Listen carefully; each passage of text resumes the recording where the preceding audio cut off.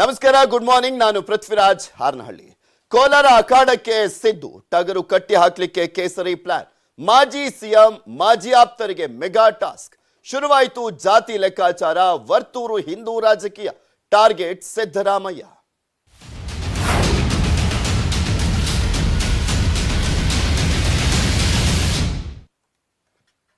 ಕೋಲಾರ ಅಖಾಡಕ್ಕೆ ಇಳಿದಿರುವಂತದ್ದು ಸಿದ್ದರಾಮಯ್ಯ. ನಿನ್ನೆ ಅಧಿಕೃತವಾಗಿ ಘೋಷಣೆ ಮಾಡಿದ್ರು. ಇದ್ದಂತ ಎಲ್ಲಾ ಕುತೂಹಲಕ್ಕೂ ಕೂಡ ನಿನ್ನೆ ಸಿದ್ದರಾಮಯ್ಯನವರು ಬ್ರೇಕ್ ಅನ್ನ ಹಾಕಿದ್ರು.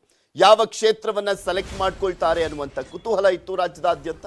ಅದಕ್ಕೆ ಸಿದ್ದರಾಮಯ್ಯನವರೇ ಅಧಿಕೃತವಾಗಿ ಇತಿಶ್ರೀಯನ್ನ ಆಡಿದ್ರು ಕೋಲಾರ ಅಂತ ಘೋಷಣೆ ಮಾಡುವ ಮುಖಾಂತರ. ಸಿದ್ದು ಘೋಷಣೆ ಬೆನ್ನಲ್ಲೇ ಎದುರಾಳಿಗಳಿಗೆ ನಡುಕ ಶುರುವಾಗಿದೆ. ಟಗರನ್ನ ಕಟ್ಟಿ ಹಾಕ್ಲಿಕ್ಕೆ ಬಿಜೆಪಿ ಪಡೆ ಕೂಡ ಮೆಗಾ ಪ್ಲಾನ್ ಅನ್ನ ಹಾಕೊಳ್ತಾ ಇದೆ. ಸಿದ್ದರಾಮಯ್ಯ ಅವರನ್ನ ಕೋಲಾರದಲ್ಲೇ ಕಟ್ಟಿ ಹಾಕ್ಲಿಕ್ಕೆ ಪ್ಲಾನ್ ಅನ್ನ ಮಾಡಲಾಗ್ತಾ ಇದೆ. ಸಿದ್ದು ತಮ್ಮ ಗೆಲುವಿನತ್ತ ಗಮನ ಹರಿಸಿದ್ರೆ ಬಿಜೆಪಿಗೆ ಲಾಭ ಹೆಚ್ಚು ಅನ್ನುವಂತ ಪ್ಲಾನ್ ಇದು. ಕೋಲಾರ ಸೋತ್ರು ಕೂಡ ಇಡೀ ರಾಜ್ಯವನ್ನ ಗೆಲ್ಲಬಹುದು. ಸಿದ್ದರಾಮಯ್ಯನವರ ವಿಚಾರಕ್ಕೆ ಸಂಬಂಧಪಟ್ಟಂತೆ ಇಲ್ಲಿ ಬಿಜೆಪಿ ಮತ್ತೆ ಜೆಡಿಎಸ್ ಎರಡೂ ಪಕ್ಷದವರು ಕೂಡ ಪ್ಲಾನ್ ಅನ್ನು ಮಾಡ್ಕೊಳ್ತಾ ಇದ್ದಾರೆ ಸೋಲಿಸಬೇಕು ಅಂತ. ಸಿದ್ದರಾಮಯ್ಯ ಅವರನ್ನ ಕೋಲಾರದಲ್ಲೇ ಬ್ಯುಸಿಯಾಗಿಡುವಂತ ಪ್ಲಾನ್ ಅನ್ನು ಮಾಡ್ತಾ ಇದೆ ಬಿಜೆಪಿಯಿಂದ. ಕೋಲಾರದ ಬಗ್ಗೆ ಸಿದ್ದು ತಲೆ ಕೆಡಿಸಿಕೊಂಡ್ರೆ ಇತರೆಡೆ ಸುಲಭ ಟಾರ್ಗೆಟ್ ಮಾಡಬಹುದು. ನಾವು ಸಿದ್ದರಾಮಯ್ಯ ಅವರೇ ಈಗ ಬಿಜೆಪಿ ಮತ್ತೆ ಜೆಡಿಎಸ್ ನ ಟಾರ್ಗೆಟ್ ಆಗಿರುವಂತದ್ದು. ಬಿಜೆಪಿ ಪ್ಲಾನ್ ಏನ್ ಗೊತ್ತಾ, ಯಾವ ರೀತಿಯಾಗಿ ಪ್ಲಾನ್ ಅನ್ನು ಮಾಡ್ಕೊಂಡಿದ್ದಾರೆ ಅದೆಲ್ಲದ್ರ ಬಗ್ಗೆ ಸಂಪೂರ್ಣವಾದಂತ ಇನ್ ಡೀಟೇಲ್ ಆಗಿ ಮಾಹಿತಿಯನ್ನ ನಿಮ್ಮ ಮುಂದೆ ಇಡ್ತಾ ಹೋಗ್ತೀವಿ. ಚುನಾವಣೆಯಲ್ಲಿ ಕೋಲಾರದಿಂದ ಅಭ್ಯರ್ಥಿ ಆಗಲಿಕ್ಕೆ ತೀರ್ಮಾನ ಮಾಡಿದ್ದೇವೆ.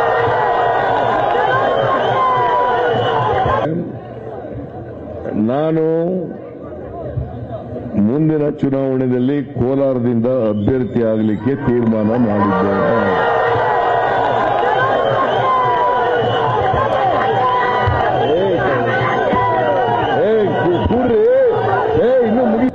ಮುಂದಿನ ಚುನಾವಣೆಯಲ್ಲಿ ಕೋಲಾರದಿಂದ ಅಭ್ಯರ್ಥಿ ಆಗಲಿಕ್ಕೆ ತೀರ್ಮಾನ ಮಾಡಿದ್ದೇನೆ.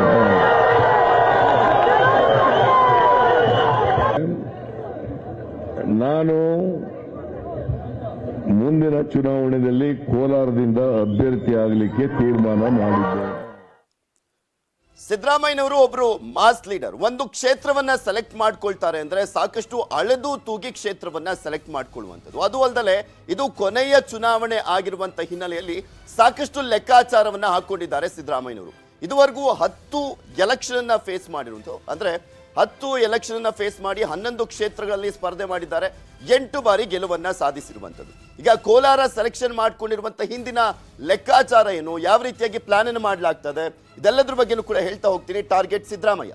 ಸಿದ್ದರಾಮಯ್ಯ ಅವರನ್ನ ಕೋಲಾರದಲ್ಲಿ ಕಟ್ಟಿ ಹಾಕುವಂಥದ್ದು ಬಿಜೆಪಿಯ ಟಾರ್ಗೆಟ್ ಆಗಿದೆ. ಜಾತಿಗೊಬ್ಬ ನಾಯಕನನ್ನ ನೇಮಕ ಮಾಡೋದು, ಒಕ್ಕಲಿಗರು ಒಬ್ಬ ನಾಯಕರನ್ನ ನೇಮಕ ಮಾಡೋದು, ಪರಿಶಿಷ್ಟ ಜಾತಿಗೆ ಪರಿಶಿಷ್ಟ ಪಂಗಡಕ್ಕೆ ಒಬ್ಬೊಬ್ಬ ನಾಯಕರನ್ನ ನೇಮಕ ಮಾಡಿ ಅವರನ್ನ ಕಟ್ಟಿ ಹಾಕುವಂತ ಪ್ರಯತ್ನ.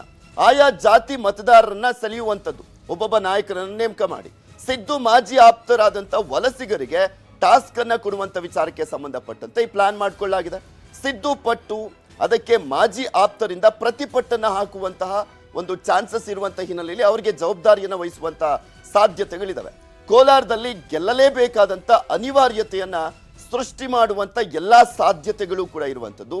ಸಿದ್ದು ಕೋಲಾರಕ್ಕೆ ಸೀಮಿತವಾದ್ರೆ ಬೇರೆಡೆ ಹಿನ್ನಡೆಯಾಗತ್ತೆ ಅಂತ ಸಿದ್ದರಾಮಯ್ಯನವರು ಎಲ್ಲಾದ್ರೂ ಬರೀ ಕೋಲಾರಕ್ಕೆ ಸೀಮಿತ ಆಗ್ಬಿಟ್ರೆ, ಅಂದ್ರೆ ಅಲ್ಲೇ ಪ್ರಚಾರವನ್ನ ಮಾಡುವಂತ ನಿಟ್ಟಿನಲ್ಲಿ ಮುಳುಗೋಗ್ಬಿಟ್ರೆ ಬೇರೆ ಕಡೆ ಕಾಂಗ್ರೆಸ್ಗೆ ಹಿನ್ನಡೆ ಆಗುವಂತ ಲೆಕ್ಕಾಚಾರ. ಸಿದ್ದು ಕೋಲಾರಕ್ಕೆ ಸೀಮಿತವಾದ್ರೆ ಬೇರೆಡೆ ಹಿನ್ನಡೆ ಅನ್ನುವಂಥದ್ದು ಬಿಜೆಪಿ ಲೆಕ್ಕಾಚಾರ ಹಾಕೊಂಡಿರುವಂಥದ್ದು. ಅಲ್ಲಿ ಸಿದ್ದು ಕೋಲಾರದಲ್ಲಿ ಗೆದ್ದರೆ ಬಿಜೆಪಿಗೆ ರಾಜ್ಯ ಗೆಲ್ಲುವಂತ ಪ್ಲಾನ್. ಸಿದ್ದರಾಮಯ್ಯ ಗೆಲ್ಲಬೇಕು ಅಂದ್ರೆ ಅಲ್ಲಿ ಹೆಚ್ಚಿನ ಶ್ರಮವನ್ನು ಹಾಕಬೇಕಾಗುತ್ತೆ. ಸೊ ಅಲ್ಲೇ ಹೆಚ್ಚಿನ ದಿನ ಓಡಾಟವನ್ನು ಮಾಡಿದಂತ ಸಂದರ್ಭದಲ್ಲಿ ಬೇರೆ ಒಂದು ಕ್ಷೇತ್ರಗಳಿಗೆ ಹೆಚ್ಚಿನ ಮಣಿಯನ್ನ ಹಾಕ್ಲಿಕ್ಕೆ ಆಗೋದಿಲ್ಲ. ಅದು ಬಿಜೆಪಿ ಪ್ಲಸ್ ಆಗುತ್ತೆ ಅನ್ನೋದು ಬಿಜೆಪಿಯ ಲೆಕ್ಕಾಚಾರ ಆಗಿದೆ. ಇದೆಲ್ಲದ್ರ ಬಗ್ಗೆ ಮತ್ತಷ್ಟು ಮಾಹಿತಿಯನ್ನ ನೀಡ್ತಾರೆ ನಮ್ಮ ಪೊಲಿಟಿಕಲ್ ಬ್ಯೂರೋ ಮುಖ್ಯಸ್ಥರಾಗಿರುವಂತ ಚಿದಾನ್ ಪಟೇಲ್. ನಮ್ಮ ಜೊತೆ ನೇರ ಸಂಪರ್ಕದಲ್ಲಿ ಜಾಯಿನ್ ಆಗ್ತಾರೆ. Good morning Chidan Patel. Already 10 election ಅಲ್ಲಿ 11 ಕ್ಷೇತ್ರಗಳನ್ನ ಎದುರಿಸಿರುವಂಥದ್ದು, ಚುನಾವಣೆಗೆ ನಿಂತ್ಕೊಂಡಿರುವಂಥದ್ದು ಸಿದ್ದರಾಮಯ್ಯನವರು. 8 ಬಾರಿ ಗೆದ್ದಿದ್ದಾರೆ, 3 ಬಾರಿ ಸೋತಿದ್ದಾರೆ. ಸಾಕಷ್ಟು ರಾಜಕೀಯ ರಣನೀತಿಯನ್ನ ಕಂಡಿಟ್ಕೊಂಡಿದ್ದಾರೆ ಸಿದ್ದರಾಮಯ್ಯನವರು. ಎಲ್ಲ ರಾಜಕೀಯ ಪಟ್ಟುಗಳು ಕೂಡ ಗೊತ್ತಿರುವಂಥದ್ದು, ರಾಜಕೀಯ ಚತುರರು ಅವರು. ಈಗ ಕೋಲಾರ ಆಯ್ಕೆ ಮಾಡ್ಕೊಂಡಿರುವಂತ ಹಿಂದಿನ ಲೆಕ್ಕಾಚಾರ ಅಹಿಂದ ವೋಟ್ ಬ್ಯಾಂಕ್ ಇಲ್ಲಿ ಗಟ್ಟಿ ಅನ್ನುವ ಕಾರಣಕ್ಕೋಸ್ಕರ ನಿಂತ್ಕೊಂಡಿದ್ದ, ಆಯ್ಕೆ ಮಾಡ್ಕೊಂಡಿದ್ದ ಅಂತ. ಪೃಥ್ವಿ ಪ್ರಮುಖವಾಗಿ ಸಿದ್ದರಾಮಯ್ಯನವರಿಗೆ ವರ್ಣ ಕ್ಷೇತ್ರವನ್ನ ಬಿಟ್ಕೊಡ್ಲಿಕ್ಕೆ ಅವರ ಕುಟುಂಬ ಕಾರಣ ಆಯ್ತು. ತನ್ನ ಮಗನ ಭವಿಷ್ಯವನ್ನ ತಾವು ಹಾಳು ಮಾಡಬೇಡಿ, ಮಗನಿಗೆ ವರ್ಣ ಕ್ಷೇತ್ರ ಇರ್ತಕ್ಕಂಥದ್ದು ಅಲ್ಲಿ ಕಂಟಿನ್ಯೂಸ್ ಗೆಲ್ಲಿಕ್ಕೆ ಅವಕಾಶ ಆಗುತ್ತೆ, ಹಾಗಾಗಿ ತಾವು ಯಾವ್ದಾದ್ರು ಬೇರೆ ಕ್ಷೇತ್ರವನ್ನು ಇಲ್ಲಿ ಅಂತ ಹೇಳಿ ಕುಟುಂಬದ ಒತ್ತಡ ಇತ್ತು. ಹಾಗಾಗಿ ಮೊದಲನೇದಾಗಿ ಕುಟುಂಬದ ಒತ್ತಡದ ಕಾರಣಕ್ಕಾಗಿ ಕೋಲಾರದಲ್ಲಿ ಅನಿವಾರ್ಯವಾಗಿ ಸ್ಪರ್ಧೆಯನ್ನ ಮಾಡಿದ್ರು. ಮತ್ತೊಂದು ಕಡೆ ಕೋಲಾರದಲ್ಲಿ ಇನ್ನೊಂದು ಕಡೆ ಐನ್ನ ಮತಗಳನ್ನು ನಂಬ್ಕೊಂಡೆ ಸಿದ್ದರಾಮಯ್ಯನವರು ಚುನಾವಣೆಗೆ ನಿಂತಿರುವಂತದ್ದು. ಕೋಲಾರ ಭಾಗದಲ್ಲಿ ಒಂದಷ್ಟು ಪ್ರಗತಿಪರ ಚಿಂತಕರಿದ್ದಾರೆ, ಸೆಕ್ಯುಲರ್ ಮೈಂಡ್ಸ್ ಇರ್ತಕ್ಕಂಥವ್ರು. ಹಾಗಾಗಿ ಇಲ್ಲಿ ಬಿಜೆಪಿ ಜಾತಿ ಹೆಸರಿನಲ್ಲಿ, ಧರ್ಮದ ಹೆಸರಿನಲ್ಲಿ, ದೇವರ ಹೆಸರಿನಲ್ಲಿ, ಹಿಂದೂ ಹೆಸರಿನಲ್ಲಿ ರಾಜಕೀಯ ಮಾಡೋದು ಕಷ್ಟ ಅನ್ನೋದು ಸಿದ್ದರಾಮಯ್ಯನವರ ಮತ್ತೊಂದು ಲೆಕ್ಕಾಚಾರ. ಹಾಗಾಗಿ ಈ ಎಲ್ಲ ಲೆಕ್ಕಾಚಾರದ ಕಾರಣಕ್ಕೆ ಒಂದು ಕಡೆ ಅಲ್ಪಸಂಖ್ಯಾತ ಮತಗಳು, ಒಬಿಸಿ ಮತಗಳು, ಪರಿಶಿಷ್ಟ ಜಾತಿ, ಪರಿಶಿಷ್ಟ ಪಂಗಡ ಮತ್ತು ಈ ಎಲ್ಲ ಹಿಂದುಳಿದ ಮತಗಳನ್ನು ನಂಬಿಕೊಂಡು ಸಿದ್ದರಾಮಯ್ಯನವರು ಅಲ್ಲಿ ಚುನಾವಣೆಗೆ ಸ್ಪರ್ಧೆ ಮಾಡುವಂತದ್ದು. ಇದರ ಬೆನ್ನಲ್ಲೇ ಅಲ್ಲಿರ್ತಕ್ಕಂಥ ಸ್ಥಳೀಯ ನಾಯಕರಾಗಿರ್ತಕ್ಕಂಥ ರಮೇಶ್ ಕುಮಾರ್ ಸೇರಿದಂತೆ ಅನೇಕ ನಾಯಕರ ಸ್ವಾರ್ಥ ಕೂಡ ಇರ್ತಕ್ಕಂಥದ್ದು. ಅಲ್ಲಿರ್ತಕ್ಕಂಥ ಅನೇಕ ನಾಯಕರು ಈ ಬಾರಿ ಸೋಲ್ತಾರೆ ಎಂಬ ರಿಪೋರ್ಟ್ ಇರ್ತಕ್ಕಂಥದ್ದು. ಹಾಗಾಗಿ ಸಿದ್ದರಾಮಯ್ಯ ಬರದಿಂದ ಕೋಲಾರ, ಚಿಕ್ಕಬಳ್ಳಾಪುರ ಮತ್ತು ಆ ಭಾಗದ ಕ್ಷೇತ್ರಗಳಲ್ಲಿ ಇರ್ತಕ್ಕಂಥ ಕಾಂಗ್ರೆಸ್ ಅಭ್ಯರ್ಥಿಗಳು ಕೂಡ ಗೆಲುವು ಸುಲಭ ಆಗುತ್ತೆ, ಒಂದಷ್ಟು ಓಟ್ಗಳು ಟ್ರಾನ್ಸ್ಫರ್ ಆಗುತ್ತೆ, 2 ಅಥವಾ 3 ಸಾವಿರ ಓಟ್ಗಳು ಹೆಚ್ಚಿಗೆ ಬರುತ್ತೆ ಅನ್ನೋದು ಕೂಡ ಲೆಕ್ಕಾಚಾರ. ಹಾಗಾಗಿ ಒಂದ್ ಕಡೆ ರಮೇಶ್ ಕುಮಾರ್ ಅಂಡ್ ಟೀಮ್ ನ ಸ್ವಾರ್ಥ, ಮತ್ತೊಂದು ಕಡೆ ಐಂದ ಮತಗಳ ಆಸೆ, ಎಲ್ಲ ಕಾರಣಕ್ಕಾಗಿ ಸಿದ್ದರಾಮಯ್ಯನವರು ಇದೀಗ ಕೋಲಾರದಲ್ಲಿ ಸ್ಪರ್ಧೆ ಮಾಡ್ತೀನಿ ಅಂತ ಹೇಳಿ ನಿರ್ಧಾರವನ್ನ ಮಾಡಿರುವಂತದ್ದು ಮತ್ತು ಹೈಕಮಾಂಡ್ ಹೆಸರಿನಲ್ಲಿ ಕೋಲಾರ ಕ್ಷೇತ್ರವನ್ನ ಬಿಟ್ಟಿರುವಂತದ್ದು. ಈ ಎಲ್ಲದರ ನಡುವೆ ಕೂಡ ಸಿದ್ದರಾಮಯ್ಯನವರಿಗೆ ಇದು ಅಂತಿಂತ ಟಾಸ್ಕ್ ಅಲ್ಲ, ಯಾಕಂದ್ರೆ ಅವರ ರಾಜಕೀಯ ಜೀವನದ ಕಟ್ಟಕಡೆ ಚುನಾವಣೆ ಆಗಿದ್ರಿಂದ ಇದು ಅತಿ ದೊಡ್ಡ ಟಾಸ್ಕ್ ಆಗಿರುವಂತದ್ದು. ಯಾಕಂತ ಹೇಳಿದ್ರೆ ಈ ಹಿಂದೆ ಅವರು ಜಾತ್ಯತೀತ ಜನತಾದಳದಿಂದ ಅವ್ರನ್ನ ವಜಾ ಮಾಡಿದ ನಂತರ ಅವರು ಚಾಮುಂಡೇಶ್ವರಿ ಬೈ ಎಲೆಕ್ಷನ್ ನಿಂತಿದ್ರು. ಆ ಒಂದು ಬೈ ಎಲೆಕ್ಷನ್ ನಂತರದ ಕ್ಲಿಷ್ಟಕರ ಚುನಾವಣೆ ಅಂತ ಹೇಳಿದ್ರೆ ಸಿದ್ದರಾಮಯ್ಯನವ್ರಿಗೆ. ಯಾಕಂತ ಹೇಳಿದ್ರೆ ಈ ಚುನಾವಣೆಯಲ್ಲಿ ಸಿದ್ದರಾಮಯ್ಯನವರು ಒಂದು ವೇಳೆ ಅವ್ರು ಸೋತ್ರೆ ಅವರ ರಾಜಕೀಯ ಜೀವನದ ಎಲ್ಲ ಒಂದ್ ಕಡೆ ಅಂತ್ಯ ಅಂತ ಹೇಳ್ಬೋದು ಮತ್ತು ದುರಂತಮಯ ಅಂತ್ಯ ಅಂತಲೇ ಹೇಳ್ಬೋದು. ಹಾಗಾಗಿ ಸಿದ್ದರಾಮಯ್ಯವರು ಕೂಡ ಇದು ಅತಿ ದೊಡ್ಡ ಟಾಸ್ಕ್ ಆಗಿರುವಂತದ್ದು ಮತ್ತು ಅವರ ಆಪ್ತ ಬಳಗ ಕೂಡ ಇದು ಟಾಸ್ಕ್ ಆಗಿರುವಂತದ್ದು. ಹಾಗಾಗಿ ಸಿದ್ದರಾಮಯ್ಯವರು ಅಳೆದು ತೂಗಿ ಎಲ್ಲ ಕೋಲಾರದ ಸ್ಪರ್ಧೆಯನ್ನು ಮಾಡಿರುವಂತದ್ದು, 2 ಬಾರಿ ಸರ್ವೆಯನ್ನು ಮಾಡಿರುವಂತದ್ದು. ಹಾಗಾಗಿ ಈ ಸರ್ವೆ ರಿಪೋರ್ಟ್ ನಲ್ಲಿ ಕೂಡ ಸಿದ್ದರಾಮಯ್ಯವರಿಗೆ ಒಂದ್ ಕಡೆ ಅವಕಾಶಗಳು ಜಾಸ್ತಿ ಇದೆ ಎಂಬ ಕಾರಣಕ್ಕಾಗಿ ಕೋಲಾರದಿಂದ ಸ್ಪರ್ಧೆ ಮಾಡ್ಲಿಕ್ಕೆ ತೀರ್ಮಾನ ಮಾಡಿರುವುದು. ಮತ್ತೊಂದು ಕಡೆ ಭಾರತೀಯ ಜನತಾ ಪಕ್ಷಕ್ಕೆ ಸಿದ್ದರಾಮಯ್ಯನವರೇ ಟಾರ್ಗೆಟ್ ಆಗಿರುವಂತದ್ದು. ಯಾಕಂತ ಹೇಳಿದ್ರೆ ಸಿದ್ದರಾಮಯ್ಯನವರೇ ಕಾಂಗ್ರೆಸ್ ಪಾಲಿನ ಮಾಸ್ ಲೀಡರ್ ಆಗಿರ್ತಕ್ಕಂಥದ್ದು.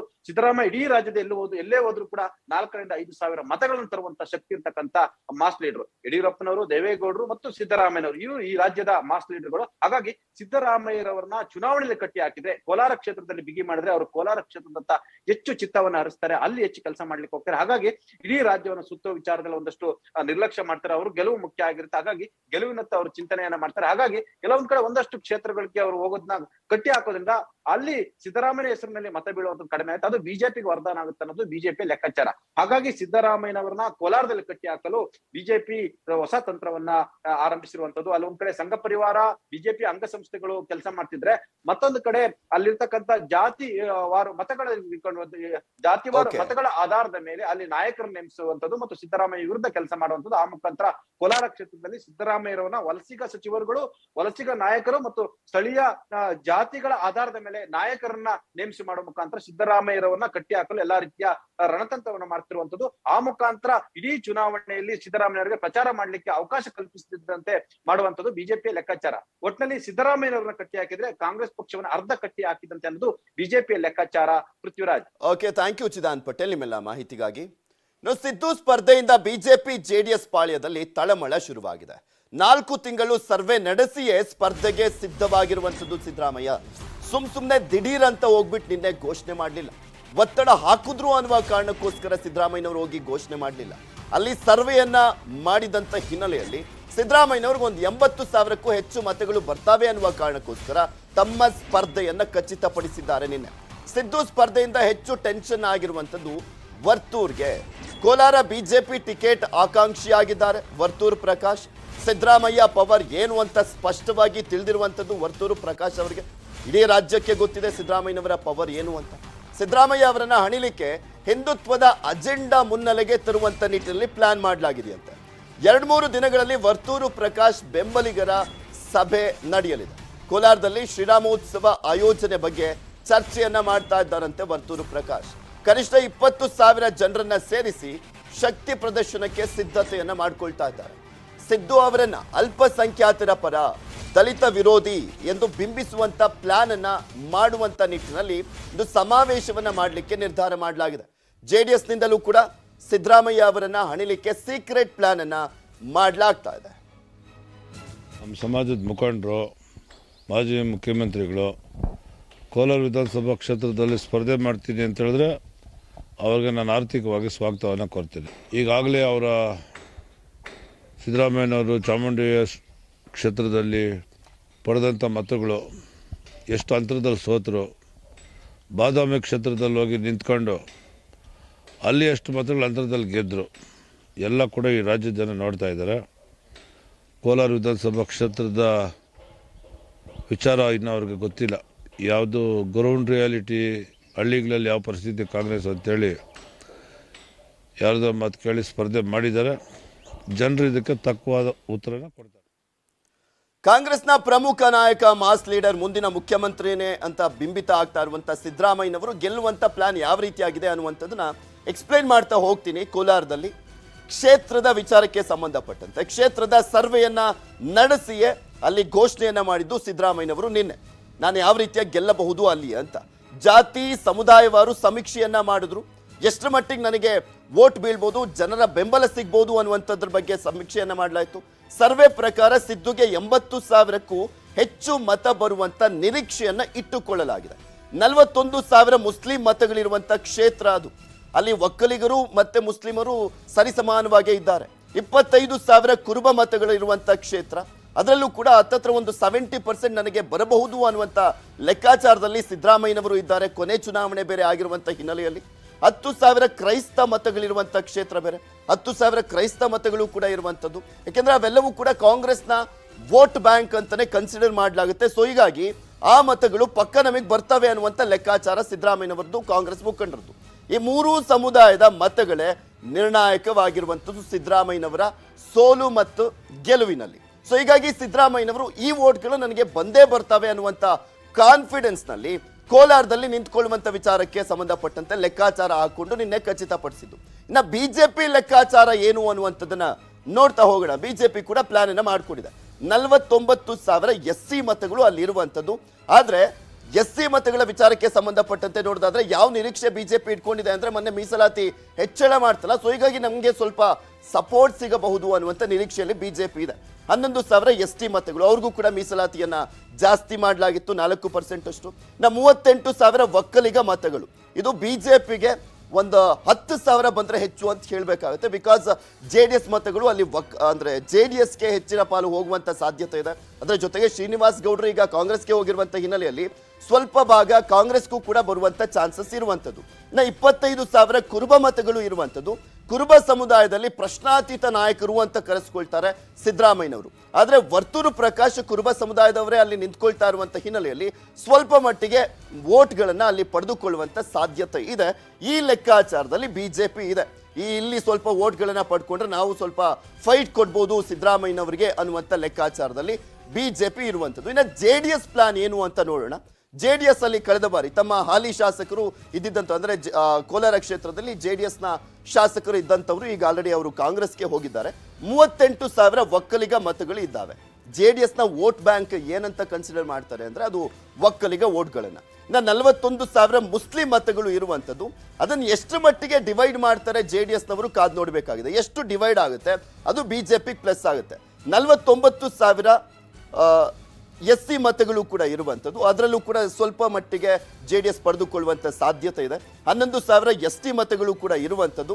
ಇಲ್ಲಿ ಬಿಜೆಪಿ, JDS, ಕಾಂಗ್ರೆಸ್ ಮೂರೂ ಪಕ್ಷಗಳು SC ST ಮತಗಳನ್ನ ಟಾರ್ಗೆಟ್ ಅನ್ನ ಇಟ್ಕೊಂಡಿರುವಂಥದ್ದು. ಆದ್ರೆ ಸಿದ್ದರಾಮಯ್ಯನವರಿಗೆ ಬಲವಾದ ನಂಬಿಕೆ ಇದೆ.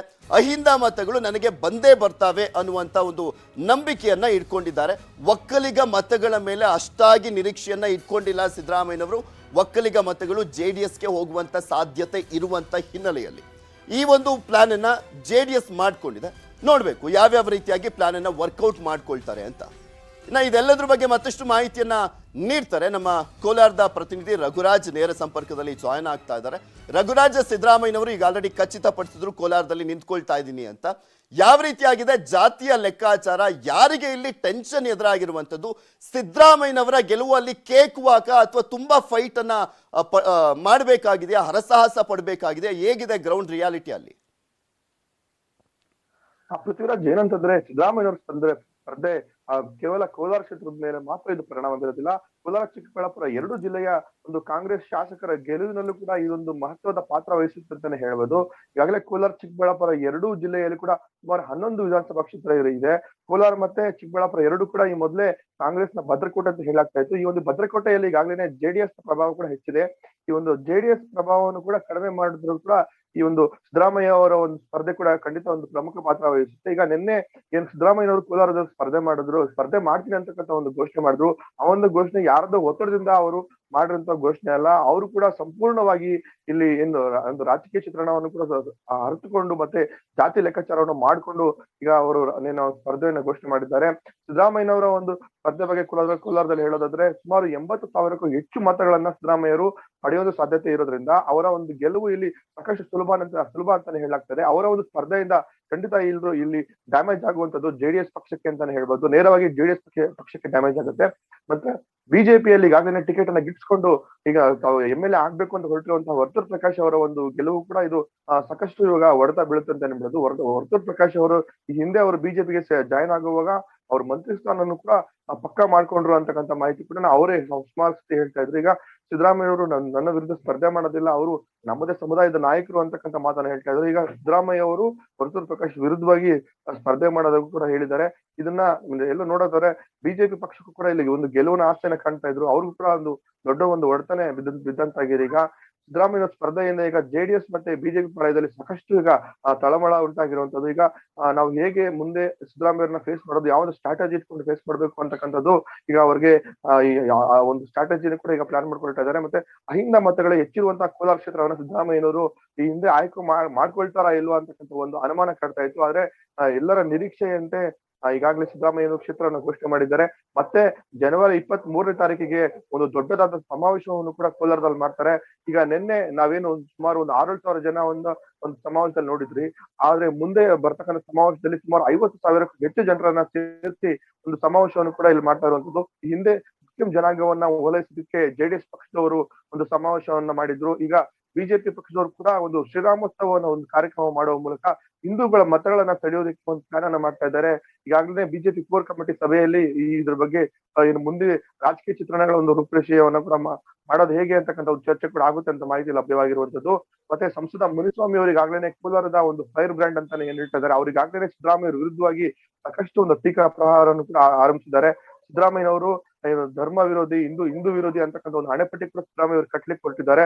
ಮುಂದೆ ರಾಜಕೀಯ ಚಿತ್ರಣ ನೋಡೋದಾದ್ರೆ ಸಿದ್ದರಾಮಯ್ಯವರನ್ನ ಎದುರಿಸುವುದರಲ್ಲಿ ಸಾಕಷ್ಟು ಈಗ ತಾಲೀಮಾನು ಹೆಚ್ಚಾಗಿ ಎಸ್ಸಿ ಮತಗಳಿರುವಂತ ಹಿನ್ನೆಲೆಯಲ್ಲಿ KH ಮುನಿಯಪ್ಪ ಪ್ರಭಾವಿ ನಾಯಕರು ಅವರು ಸಪೋರ್ಟ್ ಕೊಟ್ಟಂತ ಸಂದರ್ಭದಲ್ಲಿ ಇನ್ನಷ್ಟು ಅವರ ಗೆಲುವಿನ ನಿರೀಕ್ಷೆ ಇನ್ನೂ ಜಾಸ್ತಿ ಆಗುತ್ತೆ ಅಂತ ಲೆಕ್ಕಾಚಾರಗಳಿದೆ. ನೋಡೋಣ ಏನಾಗುತ್ತೆ ಅಂತ. ಥ್ಯಾಂಕ್ ಯು ರಘುರಾಜ್, ನಿಮ್ಮೆಲ್ಲ ಮಾಹಿತಿಗಾಗಿ. ಮತ್ತಷ್ಟು ಸುದ್ದಿಯನ್ನು ನಿಮ್ಮ ಮುಂದೆ ಇಡ್ತೀನಿ. ಸ್ಯಾಂಟ್ರೋ ರವಿ ಪ್ರಕರಣದ ಮತ್ತಷ್ಟು ಸ್ಫೋಟಕ ಸುದ್ದಿಗಳು ಒಂದೊಂದಾಗಿ ಹೊರಗೆ ಬರ್ತಾನೆ ಹೋಗ್ತಾ ಇದೆ. 6 ತಿಂಗಳ ಹಿಂದೆನೆ ಕಾಕಿಗಿತ್ತ ಈ ಕೇಸ್ನ ಮಾಹಿತಿ ಅನ್ನುವಂಥ ಪ್ರಶ್ನೆ ಇರುವಂಥದ್ದು. ಪ್ರಭಾವಿಗಳು ಪ್ರಕರಣವನ್ನ ಮುಚ್ಚಿ ಹಾಕ್ಲಿಕ್ಕೆ ಯತ್ನಿಸಿದ್ರ ಹಾಗಾದ್ರೆ ಕಾಕಿ ಪಡೆಯವರು ಅನ್ನುವಂಥ ಪ್ರಶ್ನೆಗೆ ಉತ್ತರ ಸಿಗಬೇಕಾಗಿದೆ. ಜೂನ್ 18, 2022ರಲ್ಲಿ ಅಂದ್ರೆ 6 ತಿಂಗಳ ಹಿಂದೆ ಈ ಬಗ್ಗೆ ಧ್ವನಿಯನ್ನ ಎತ್ತಿತ್ತು ಒಡನಾಡಿ ಸಂಸ್ಥೆ. ಒಡನಾಡಿಗೆ DGP ಅಪಾಯಿಂಟ್ಮೆಂಟ್ ಕೇಳಿ ಇಮೇಲ್ ಅನ್ನ ಕೂಡ ಮಾಡಲಾಗಿತ್ತು. DGP ಕಚೇರಿ ಲ್ಯಾಂಡ್ಲೈನ್ಗೂ ಕೂಡ ಕರೆಯನ್ನ ಮಾಡಲಾಗಿತ್ತಂತೆ. ಮಾನವ ಕಳ್ಳ ಸಾಗಾಣಿಕೆ ಜಾಲದ ಬಗ್ಗೆಯೂ ಕೂಡ ಪ್ರಸ್ತಾಪವನ್ನ ಮಾಡಿದ್ರು ಒಡನಾಡಿ ಸಂಸ್ಥೆಯವರು. ಆದ್ರೆ ಇಮೇಲ್ನಲ್ಲೇ ದೂರು ನೀಡಿ ಅಂತ ಹೇಳಿದ್ರು ಸಿಬ್ಬಂದಿ.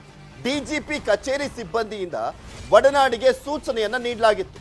DGP ಪ್ರವೀಣ್ ಸೂದ್ ಅಪಾಯಿಂಟ್ಮೆಂಟ್ ಸಿಕ್ಕಿರ್ಲಿಲ್ಲ. ತುಂಬಾ ಸಲ ಪ್ರಯತ್ನ ಪಟ್ಟಿದ್ದಾರೆ, ಆದ್ರೆ ಸಿಕ್ಕಿಲ್ಲ ಒಡನಾಡಿ ಸಂಸ್ಥೆಯವರಿಗೆ. 6 ತಿಂಗಳಿನಿಂದ DGP ಭೇಟಿಗೆ ಒಡನಾಡಿ ಶತ ಪ್ರಯತ್ನ ಪಟ್ಟಿದೆ, ಆದರೂ ಕೂಡ ಆಗಿಲ್ಲ. ಕೊನೆಗೆ ಸುಮ್ಮನಾಗಿತ್ತಂತೆ ಒಡನಾಡಿ ಸೇವಾ ಸಂಸ್ಥೆ. ಸ್ಯಾಂಟ್ರೋ ರವಿಗೆ ಇತ್ತ ದೊಡ್ಡವರ ಶ್ರೀರಕ್ಷೆ ಅಂತ ಈ ಕಾರಣಕ್ಕೋಸ್ಕರನೇ ಈಗ ಎದ್ದೇಳ್ತಾ ಇರುವಂಥದ್ದು. ಯಾಕೆಂದ್ರೆ ಕುಮಾರಸ್ವಾಮಿ ಅವರು ಬಿಟ್ಟಂತಹ ಫೋಟೋಗಳ ವಿಚಾರಕ್ಕೆ ಸಂಬಂಧಪಟ್ಟಂತೆ ನೋಡೋದಾದ್ರೆ ಪ್ರಭಾವಿಗಳ ಜೊತೆ ಸಂಪರ್ಕ ಇತ್ತ ಅನ್ನುವಂಥ ಅನುಮಾನಗಳ ಜೊತೆಗೆ ಒಡನಾಡಿ ಸಂಸ್ಥೆಯವರು 6 ತಿಂಗಳಿಂದ ಎಷ್ಟೇ ಶತಪ್ರಯತ್ನ ಪಟ್ಟರೂ ಕೂಡ ಇದ್ರ ಬಗ್ಗೆ ಒಂದು ದೂರನ್ನ ಕೊಡ್ಲಿಕ್ಕೆ ಆಗ್ಲಿಲ್ಲ ಅಂದ್ರೆ ಇನ್ಯಾವ ರೀತಿಯಾದಂಥ ಶ್ರೀರಕ್ಷೆಯಲ್ಲಿದ್ದ ಇವನು ಅನ್ನುವಂಥ ಅನುಮಾನ ಕೂಡ ಕಾಡ್ತಾ ಇದೆ. ಇದೆಲ್ಲದ್ರ ಬಗ್ಗೆನೂ ಕೂಡ ಮತ್ತಷ್ಟು ಮಾಹಿತಿಯನ್ನ ನೀಡ್ತಾರೆ ನಮ್ಮ ಪ್ರತಿನಿಧಿ ಮುನಿರಾಜು. ನೇರ ಸಂಪರ್ಕದಲ್ಲಿ ಜಾಯಿನ್ ಆಗ್ತಾ ಇದ್ದಾರೆ. ಮುನಿರಾಜು, ಒಡನಾಡಿ ಸಂಸ್ಥೆಯವರು ಜೂನ್ 18 ಅಂದ್ರೆ 6 ತಿಂಗಳ ಹಿಂದೆನೆ ಇದ್ರ ಬಗ್ಗೆ ಒಂದು ಮಾಹಿತಿಯನ್ನ ಕೊಟ್ಟು ದೂರನ್ನ ಕೊಡ್ಲಿಕ್ಕೆ ಮುಂದಾಗಿದ್ರು ಕೂಡ ದೂರನ್ನ ತೆಗೆದುಕೊಂಡಿಲ್ಲ ಅಂತ ನೋಡಿದಾದ್ರೆ ಎಷ್ಟರ ಮಟ್ಟಿಗೆ ಪ್ರಭಾವವನ್ನ ಹೊಂದಿದ್ದ ಅನ್ನುವಂತ ಅನುಮಾನ ಸಹಜವಾಗಿ ಕಾಡುತ್ತೆ. ಎಷ್ಟರ ಮಟ್ಟಿಗೆ ಶ್ರೀರಕ್ಷೆ ಇತ್ತು ಇವನಿಗೆ ಅಂತ ಈಗಲಾದ್ರೂ ಏನಾದ್ರೂ ಸ್ಪಷ್ಟನೆ ಕೊಡುವಂತ ಪ್ರಯತ್ನವನ್ನ ಪೊಲೀಸ್ ಇಲಾಖೆ ಏನಾದ್ರೂ ಮಾಡ್ತಾ ಇದೆಯಾ? ಇವರಿಂದ ಮಾಹಿತಿ ಪಡೆದುಕೊಳ್ಳುವಂತ ಯತ್ನಾದ್ರೂ ಈಗ ಮಾಡ್ತಾ ಇದ್ದಾರಾ ಇಲ್ವಾ?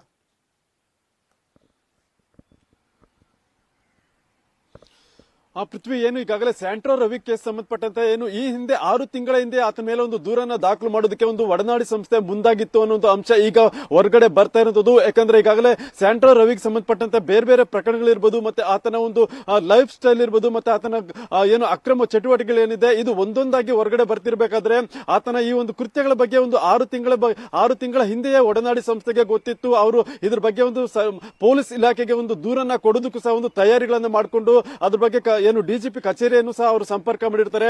ಆದ್ರೆ ಅಲ್ಲಿ ಅವರಿಗೆ ದೂರನ್ನ ದಾಖಲು ಮಾಡೋದಕ್ಕೆ ಅಪಾಯಿಂಟ್ಮೆಂಟ್ ಸಿಕ್ಕಿರೋದಿಲ್ಲ ಅಂತೇಳಿ ಈಗ ಅವರಿಂದ ಒಂದು ಮಾಹಿತಿಗಳು ಸಹ ಸಿಗ್ತಾ ಇರೋದು. ಏನು ಫೋನ್ ಮುಖಾಂತರವಾಗಿ ಸಂಪರ್ಕ ಮಾಡಿರ್ತಾರೆ, ನಂತರ ಇಮೇಲ್ ಮುಖಾಂತರವಾಗಿ ಸಂಪರ್ಕ ಮಾಡಿರ್ತಾರೆ. ಆದ್ರೆ ಸರಿಯಾಗಿ ಒಂದು ರೆಸ್ಪಾನ್ಸ್ ಸಿಗದ ಹಿನ್ನೆಲೆಯಲ್ಲಿ ಆ ಸಂದರ್ಭದಲ್ಲಿ ಒಂದು ದೂರನ್ನ ದಾಖಲು ಮಾಡೋದಕ್ಕೂ ಸಹ ಸಾಧ್ಯ ಆಗಿರೋದಿಲ್ಲ. ಈಗ ನಿನ್ನೆ ಒಡನಾಡಿ ಸಂಸ್ಥೆಯಿಂದ ಒಂದು ಈ ಬಗ್ಗೆ ಒಂದು ದೂರುಗಳನ್ನು ಸಹ ದಾಖಲು ಮಾಡಿದ್ದಾರೆ. ಅದು ಸಿಐಡಿ ಮತ್ತೆ ರಾಜ್ಯ ಪೊಲೀಸ್ ಇಲಾಖೆಗೆ ಒಂದು ದೂರುಗಳನ್ನ ಕೊಟ್ಟಿರುವಂತದ್ದು. ಮತ್ತೆ ಇದ್ರ ಬಗ್ಗೆ ತನಿಖೆಯನ್ನ ಮಾಡಬೇಕು. ಆತನ ಏನು ಲೈಫ್ ಸ್ಟೈಲ್ ಇರ್ಬೋದು, ಮತ್ತೆ ಹಣಕಾಸು ವ್ಯವಹಾರ ಇರ್ಬೋದು, ಮತ್ತೆ ಅಕ್ರಮ ಚಟುವಟಿಕೆಗಳ ಬಗ್ಗೆ ಒಂದು ದೂರನ್ನ ನಿನ್ನೆ ಒಂದು ದಾಖಲು ಮಾಡಿದ್ದಾರೆ.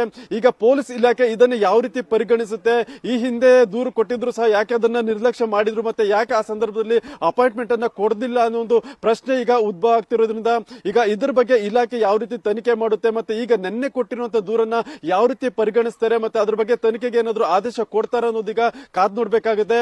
ಮತ್ತೆ ಖುದ್ದು ಏನು ಒಡನಾಡಿ ಸಂಸ್ಥೆ ಅವರು 6 ತಿಂಗಳ ಹಿಂದೆ ಅಂದ್ರೆ ಜುಲೈ ತಿಂಗಳಿನಲ್ಲೇ ಡಿಜಿಪಿ ಅವರನ್ನೇ ಸಂಪರ್ಕ ಮಾಡೋದಕ್ಕೆ ಮುಂದಾಗಿದ್ರು ಸಹ ಯಾಕೆ ಆ ಸಂದರ್ಭದಲ್ಲಿ ಡಿಜಿಪಿ ಅವರು ಅವ್ರಿಗೆ ಆ ಒಂದು ದೂರನ್ನ ಸ್ವೀಕಾರ ಮಾಡೋದಕ್ಕೆ ಒಂದು ಅಪಾಯಿಂಟ್ಮೆಂಟ್ ಕೊಟ್ಟಿರ್ಲಿಲ್ಲ, ಮತ್ತೆ ಅವ್ರ ಕಚೇರಿ ಸಿಬ್ಬಂದಿ ಯಾಕೆ ಅದಕ್ಕೆ ಸರಿಯಾಗಿ ರೆಸ್ಪಾನ್ಸ್ ಮಾಡಿರ್ಲಿಲ್ಲ ಅನ್ನೋದ್ರ ಬಗ್ಗೆ ಈಗ ಪ್ರಶ್ನೆಗಳಿರೋದ್ರಿಂದ ಅದಕ್ಕೆ ಪೊಲೀಸ್ ಇಲಾಖೆ ಮತ್ತೆ ಗೃಹ ಇಲಾಖೆ ಯಾವ ರೀತಿ ಒಂದು ಸ್ಪಂದನೆ ಈ ಬಾರಿ ಕೊಡುತ್ತೆ ಅನ್ನೋದು ಕಾದ್ ನೋಡ್ಬೇಕಾಗಿದೆ. ಥ್ಯಾಂಕ್ ಯು ಮುನಿರಾಜು ನಿಮ್ಮೆಲ್ಲ ಮಾಹಿತಿಗಾಗಿ. ಇದು ಇವತ್ತಿನ 3 ಬಿಗ್ ಬ್ರೇಕಿಂಗ್ ನ್ಯೂಸ್. ನೋಡ್ತಾ ಇರಿ ನ್ಯೂಸ್ 18 ಕನ್ನಡ. ಜಾಲ ನಮ್ಮದು, ಬಲ ನಿಮ್ಮದು. 1, 2, 3